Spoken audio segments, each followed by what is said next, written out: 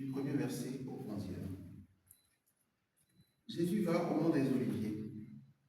Le matin suivant, de bonne heure, il retrouve dans le temple et tout le monde vient auprès de lui. Jésus s'assoit et se met à enseigner. Les maîtres de la loi et les pharisiens amènent une femme et ils la placent devant tout le monde. On vient de la surprendre en train de commettre un adultère. Les maîtres de la loi et les pharisiens disent à Jésus, « Maître, on a surpris cette femme juste au moment où elle commettait un adultère. Dans la loi, Moïse nous a commandé de tuer ces femmes-là en leur jetant la pierre. Et toi, que dis-tu »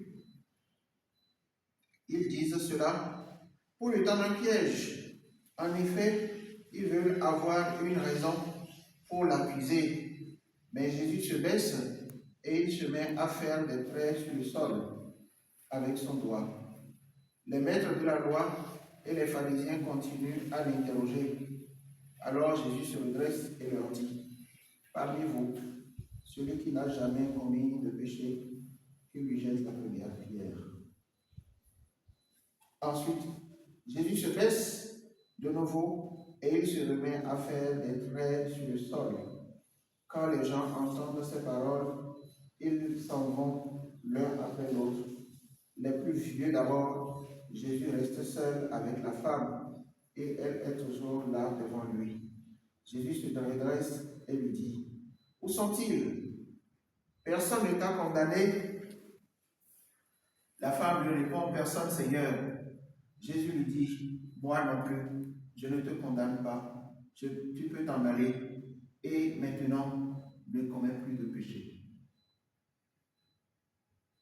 C'est année la fin de l'évangile que nous propose ce jour.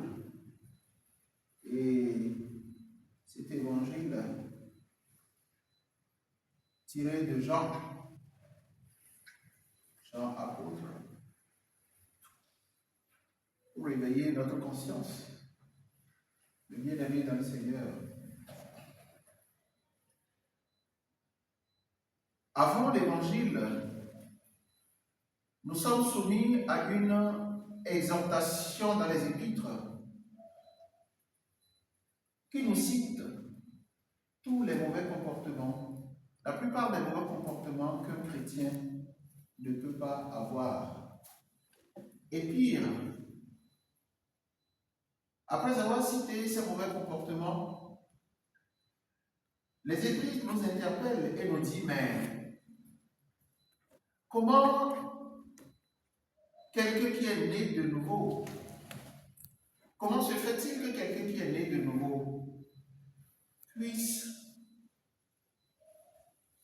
avoir un cœur qui commet de ces atrocités et qui se sent complètement à l'aise?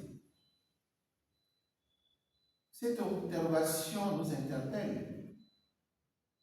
En principe, le bon chrétien, qui peut-être par erreur tombe dans un péché, doit le regretter tout de suite.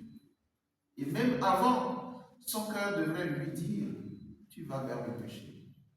Et si son cœur lui dit qu'il va vers le péché et qu'il n'entende point raison et qu'il tombe dans ce péché-là, son cœur doit continuer à regretter ce qu'il a commis comme un péché.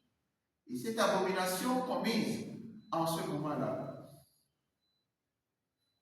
doit confondre ce chrétien dans le regret et dans la repentance. Mais il n'y a que des gens du monde, il n'y a que des gens qui n'ont pas cru, il n'y a que des gens qui ne confessent pas le Christ, il n'y a que des gens qui sont dans d'autres considérations qui puissent aller vers le péché et s'en réjouir dans le péché. Vous savez quoi? J'ai entendu les gens de chez nous, œil pour œil, dent pour dent. Et comme je l'ai dit une fois ici, dans un sermon, celui qui est dans le monde et qui ne confesse pas le Christ n'a pas le temps, n'a pas de répit. Il prend tous les jours. Tous les jours, il est dans l'inquiétude. Tous les jours, il pense que son vis-à-vis lui fait du mal, lui fera du mal. Et c'est pour ça qu'il prend ses dispositions tous les jours. Et quand il arrivait qu'une cuillère tombe, une fourchette tombe, pendant la nuit ou pendant même le jour, il sursaute et se dit, est-ce que ce n'est pas mon voisin qui m'a envoyé quelque chose? Est-ce que ce n'est pas mon voisin un signe?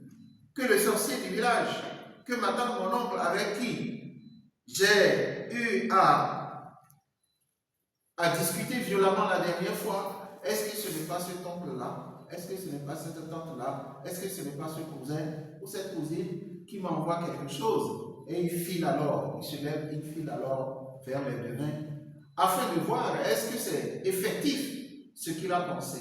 Et si c'est effectif ce qu'il a pensé, et même dans ce cas, il se remet en question. Et il prend des armes, il prend des dispositions. Et cela de façon répétitive. Il le recommence toutes les fois qu'il s'inquiète. Alors, celui qui est dans le monde, l'homme qui est dans le monde, ne se repose point, n'a pas de répit, car son cœur est en ébullition. Son cœur n'est pas tranquille. Son cœur ne lui permet pas, l'état de son cœur ne lui permet pas d'être tranquille, d'être reposant. Il est inquiet tout le temps. Il est assoupçonné tout le temps. Il est assoupçonné tout le temps. Son voisin de bureau, tous ceux qui l'entourent, des enfants, des jeunes, des vieux, il est assoupçonné sans arrêt autour de lui. C'est ça l'homme du monde. C'est ça l'homme qui ne croit pas. C'est ça l'homme qui ne confesse pas le Christ. Et celui qui confesse le Christ et qui est tranquille et qui est serein dans son cœur, c'est pendant qu'il confesse le Christ, il y a quelqu'un qui combat pour lui. Il y a déjà quelqu'un qui combat pour lui, il n'a pas de quoi s'inquiéter. Il y a quelqu'un qui combat pour lui, il n'a pas de quoi. Et d'ailleurs, son cœur est tranquille. Son cœur ne se reproche rien. Et il est serein dans ses allées et venir. Il est serein. Il est serein au point que, quoi qu'il arrive, il sait tremper dans l'Esprit Saint, à l'intérieur de lui et autour de lui, rien ne peut lui arriver. Alors, il ne craint rien. Il ne s'en fait pas. Il est tranquille et serein. Voilà la différence entre celui qui est dans le monde et celui qui confesse le Christ, celui qui est né de nouveau. Et c'est alors que ces choses-là, si ces choses-là nous interpellent, celui qui tombe dans le péché, le chrétien qui tombe dans le péché, doit être inquiet. Doit être inquiet et doit se répandre, et doit se repentir. Le chrétien qui est dans le péché et qui ne se repentit pas, ou qui a des pratiques amenées de l'autre côté, qui a ces pratiques-là amenées de l'autre côté ici, et qui, pendant qu'il est chrétien, pendant qu'il est devenu chrétien, il continue d'utiliser les pratiques de l'autre côté. Celui-là, c'est un condamné, c'est un damné. Un damné à l'intérieur duquel le Satan continue de se manifester. Celui-là, le Satan continue de l'envoyer en mission. Pendant qu'il se dit chrétien, il utilise toujours les armes qu'il avait de l'autre côté. Il n'est point chrétien. Il n'est point chrétien. Il utilise la ruse. Il utilise tout ce qu'on peut connaître dans le monde. Il continue de l'utiliser. Il ment à lui-même. Il ment à tout le monde. Il ment à lui-même. Il ment à tout le monde. Et il utilise les armes qu'il a de l'autre côté. Il continue de les utiliser ici. Impunément, il les utilise. Alors, celui-là, il devient damné, il devient condamné, il devient damné. Un damné, celui qui est perdu pour toujours. Bien qu'il se dise chrétien, il est perdu pour toujours. Un chrétien doit être né de nouveau. Il doit s'inquiéter toutes les fois qu'il tombe dans le péché. Innocemment dans le péché, inconsciemment dans le péché, il doit pouvoir se remettre en question et demander et se repentir. Et commencer à faire une petite pénitence. Se confesser et commencer S'il y a pénitence, commencez à faire pénitence afin de recevoir l'absolution et d'être départi de ce péché dans lequel il est tombé. Et celui qui ne fait pas cette confession, celui qui ne regrette pas son péché, celui-là, vaut mieux pour lui qu'il aille dehors là-bas, se mettre la corde au cou et partir. Il vaut mieux pour lui parce que il est damné, il est condamné ici, maintenant, et il sera condamné dans le monde à venir. C'est pour ça, le chrétien qui a entendu dire ce que nous sommes en train de dire, aujourd'hui et tous les dimanches, cette exhortation à être de bons chrétiens et qui continue d'être un mauvais chrétien, qui continue à se comporter exactement comme quelqu'un qui est dans le monde, celui-là, il vaut mieux qu'il ait le même sort que Judas, qu'il aille là-bas, se mettre la corde au cou et partir. Il lui vaut mieux de se comporter ainsi. Autrement, il sera damné ici, il sera damné dans le monde à venir. Ainsi, le Christ, après être allé prier sur le mont des Oliviers, se rendit le lendemain dans la synagogue afin d'enseigner. Et quand il est allé dans la synagogue ce jour-là, on lui a présenté les pharisiens et le peuple qui est là, le peuple de Dieu, lui présente une femme. Une femme qui a été surprise dans l'acte adultéraire. Et le monde derrière cette femme, l'amenant devant le Christ, lui dit, la loi de Moïse nous prescrit. Si une femme surprise dans l'adultère, commettant l'adultère, il faut la lapider. Alors le Christ s'est abaissé et a commencé par écrire par terre. Bien qu'il a écrit par terre, ils ne l'ont pas lu, il continue l'étude. Et alors il s'est relevé pour leur dire, mais et vous autres, c'est vrai, la loi vous prescrit de la lapider, mais dites-moi, parmi vous, qui n'a jamais péché? Qui est-ce qui n'a jamais péché? Que celui qui n'a jamais péché jette la première pierre à la dame. Et il a continué à écrire sur la terre. Et un à un, ils sont partis. Et alors, quand il a levé la tête, il s'est retrouvé seul avec la femme. Et il dit, mais madame, alors, où sont ceux qui t'ont condamné? Où est-ce qu'ils sont? Il dit, personne ne me condamne. Eux tous, ils sont partis. Et le Christ alors le dit, moi aussi, je ne te condamne pas. Je ne te juge pas. Mais va et ne pêche plus. Va et ne pêche plus. Va et ne pêche plus. Mais quand nous sommes partis là, n'avons-nous pas continué à pécher? Quand nous sommes partis, quand on nous a dit va et ne pêche plus, nous avons continué à pécher, nous avons continué notre voyage dans le monde, nous avons continué à prendre des choses dans le monde, nous avons continué à nous prostituer, nous avons continué à poser des actes qui ne sont pas des actes dignes d'un chrétien.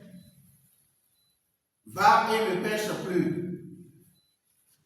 Est-ce que ce message et ce mot, cette exhortation sonne dans notre cœur? Va et ne pêche plus. Est-ce que nous sommes allés et nous faisons attention à tout ce que nous faisons? Est-ce que nous sommes allés et nous faisons attention au péché?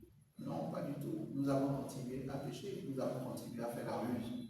Nous avons continué à amener ce que nous avons de l'autre côté, nous avons dans l'église. Les mauvais comportements dont il est question, nous avons continué à les utiliser pendant que nous nous trompons nous-mêmes. Nous nous trompons nous-mêmes. Ah, l'évêque ne m'a pas vu. Le prêtre ne m'a pas vu, le diacre ne m'a pas vu. Le prêtre ne m'a pas vu, le diacre ne m'a pas vu, l'évêque ne m'a pas vu.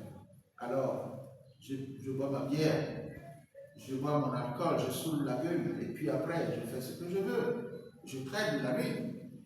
J'y vais, j'y viens. Le prêtre ne m'a pas vu. Mais, comme je le dis toujours, nous nous trompons en faisant ça. L'évêque ne t'a pas vu, le prêtre ne t'a pas vu, le diacre ne t'a pas vu. Tu te trompes toi-même. Est-ce que le souffle qui est dans ton ventre, le souffle qui est dans ton ventre, l'esprit que le Seigneur a mis dans ton ventre, et l'esprit a cessé d'être dans ton ventre, est-ce que tu as cessé de respirer? Si tu n'as pas cessé de respirer, il faut savoir que l'œil de Caïn te poursuit dans ton mal. L'œil qui suit Caïn jusqu'au point où Caïn, il a pris peur, il a écrit, il a crié très fort, Seigneur, épargne-moi. Cet œil-là te suit dans tes cachotteries. Cet œil de Caïn te suit dans tes cachotteries. L'évêque ne t'a pas vu, le prêtre ne t'a pas vu, le diable ne t'a pas vu. Et tu fais. Tu continues de faire, fais-le. Mais sache que tu es damné à jamais. Fais que tu es damné à jamais. Continue de faire tes actes. Poursuis tes actes. Tes ruses, continue de les faire. Continue dans la prostitution. Continue de prendre des choses du dehors et amène-les. Utilise-les pour toi-même. Utilise-les pour ta famille. Utilise-les pour ton vis-à-vis. Sache que le faisant, tu continues de le faire. Tu es un damné. Tu es un damné à jamais. Ta vie serait cataclysme. Ta vie serait bouleversée. Ta vie serait une misère. Ta vie serait tout ce qu'on ne peut imaginer en tant que chrétien. Et si à cause de toi, à cause de tes péchés, tu es dans le mal, et d'aucuns disent, voilà un chrétien, tu deviens un mauvais exemple pour les chrétiens, sache que doublement, tu es un damné. Parce qu'à travers toi, les gens se disent, voilà ce que les chrétiens sont. Voilà ce que les chrétiens sont. Parce que tu es mauvais, foncièrement mauvais. Tu utilises la ruse envers toi-même, envers tous ceux qui t'entourent. Continue alors d'utiliser la ruse. Continue et dis, personne ne m'a vu. L'évêque ne m'a pas vu, le prêtre ne m'a pas vu, le diable ne m'a pas vu. Continue. L'œil de Caïn t'a vu. L'esprit qui est dans ton ventre t'a vu. L'Esprit Saint qui devrait être autour de toi reste à l'écart et te regarde et tu continues de faire. Continue de faire. Alors, mes bien-aimés dans le Seigneur, c'est le message de ce jour qui nous dit de façon violente d'arrêter d'être dans le mal. D'arrêter d'être dans le mal. Le chrétien qui est dans le mal, arrête d'être dans le mal. Et convertis-toi. Convertis-toi, change de caractère. Sois un bon chrétien. Sois un chrétien fervent. Sois un chrétien pur et dur dans tes bottes. Quand ça vient dire non, ça, c'est pas digne d'un chrétien. Je ne le ferai pas. Voilà le message du jour. Le Christ nous dit violemment cette exhortation. Va et ne pêche point. Et lui-même qui peut transformer l'homme, lui-même qui peut transformer l'homme, puisque c'est lui qui nous a appelés dans son église, dans son corps, lui-même qui nous a appelés, fasse en sorte que nous soyons changés, que nous soyons purifiés, que nous soyons complètement purifiés et que nous changeons effectivement. Notre cœur change, notre corps change, notre esprit change, afin que nous soyons de bons chrétiens, maintenant et toujours et dans les siècles des siècles. Amen.